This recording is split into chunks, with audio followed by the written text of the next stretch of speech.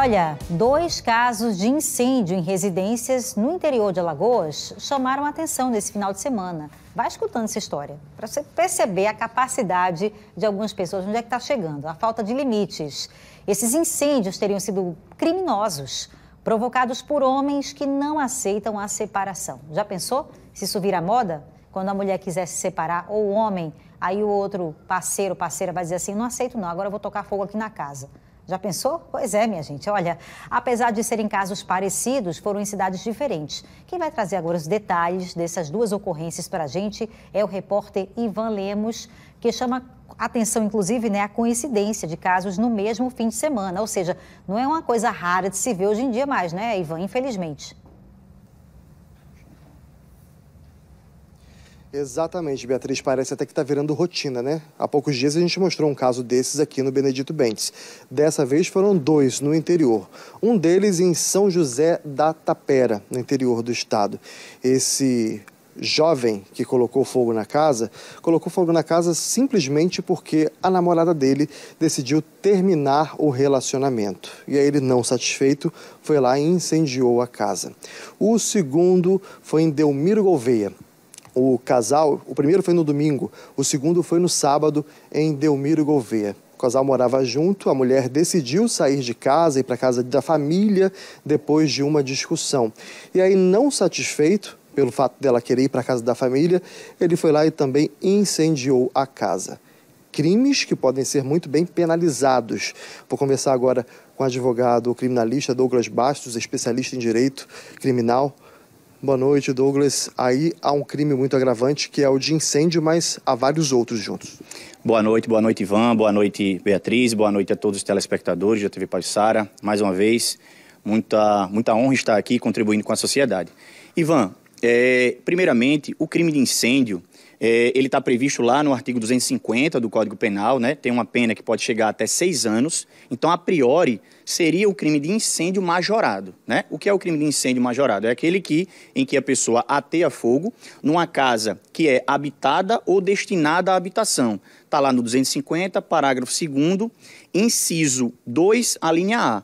E tem uma pena majorada de até 1/3. Então, a priori, o crime seria, se não houvesse a intenção de ceifar a vida dessas companheiras, seria o crime de incêndio, porque o dolo específico seria queimar a casa, atear fogo na casa. No entanto, me parece, né, pelo pouco, né, dessa informação que a priori nos foi passado, né, não tivemos acesso ao processo em si, ao inquérito, né, que o interesse desses 2 rapazes seria justamente ceifar a vida das suas, nesse caso, ex-companheiras. Daí, Ivan, passa-se ao crime de feminicídio tentado, que já vai lá para o 121, parágrafo 2º, inciso 6º do Código Penal, nos termos da Lei 11.340 de 2006, né, que é a importante lei para aquelas verdadeiras vítimas de violência doméstica e familiar, que é a Lei Maria da Penha. Nesse caso, a pena dele pode chegar até, pode chegar até 30 anos. E aí junta-se, então, os 2 tipos de crime.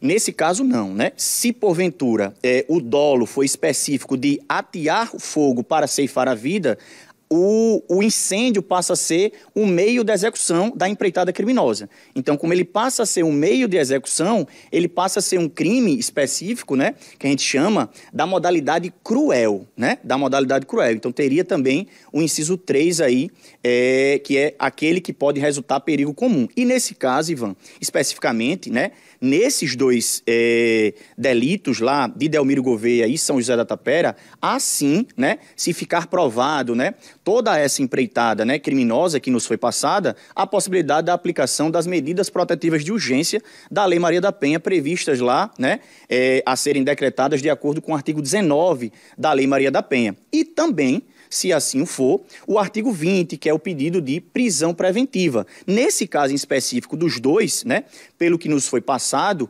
ambos estão foragidos. Então, há sim, lá o arcabouço do 312 do Código de Processo Penal, que é a necessidade de segregação cautelar no intuito de garantir a aplicação da lei penal. Porque, veja, é como se ele tivesse se evadindo do distrito da culpa, né, como a gente falava, de não se responsabilizar, de não responder pelos seus atos. Ele disse, não, eu estou aqui e vou responder pelos atos. Não, então não caberia ali uma prisão preventiva.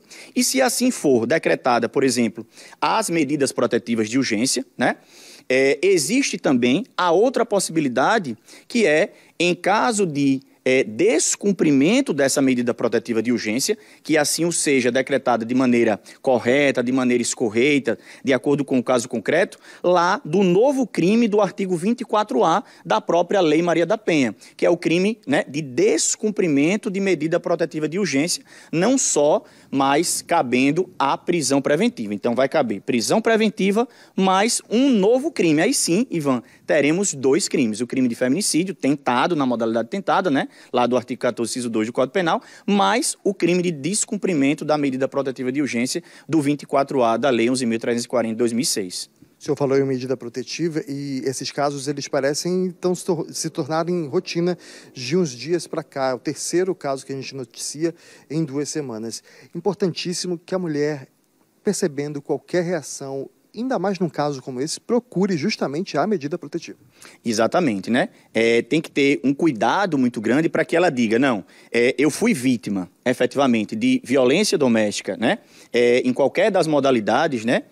Seja física, seja patrimonial, seja psicológica, seja sexual, que ela procure, né, uma delegacia de polícia, que ela procure o Ministério Público ou mesmo o Poder Judiciário ou através de um advogado, para que seja a ela, né, decretada medidas protetivas em sua, como o nome já está dizendo, em sua proteção, para que outros casos, né, não sejam também acontecidos no futuro. Ok, doutor, muito obrigado por essa entrevista ao vivo aqui no Cidade.